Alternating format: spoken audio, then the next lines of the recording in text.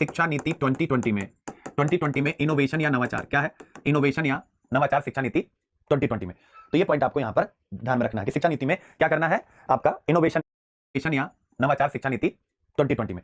तो ये पॉइंट आपको यहां पर ध्यान में रखना है कि शिक्षा नीति में क्या करना है आपका, इनोवेशन या नवाचार। तो क्या क्या नई चीजें लाई गई हैं उस पर आपको दिमाग में रखना है, ठीक है ना। तो इसमें देखिए पहला क्या हो गया, 2 करोड़ बच्चों को मुख्य धारा में वापस लाना। फिर इसके बाद ये दूसरा नवाचार हो गया, दूसरा वाला क्या हो गया, ये 10+2 ढांचे की जगह ये ढांचा लेकर के आना।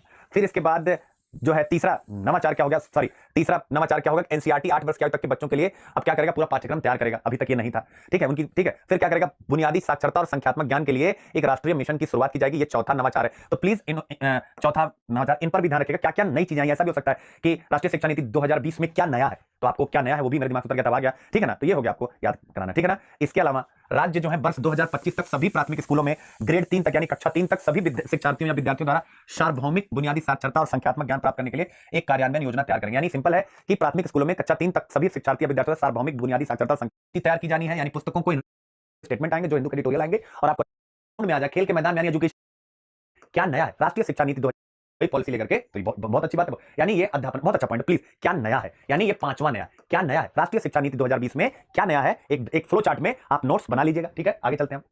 स्कूलों में 6ठे ग्रेड से ही व्यावसायिक शिक्षा शुरू और इसमें इंटर्नशिप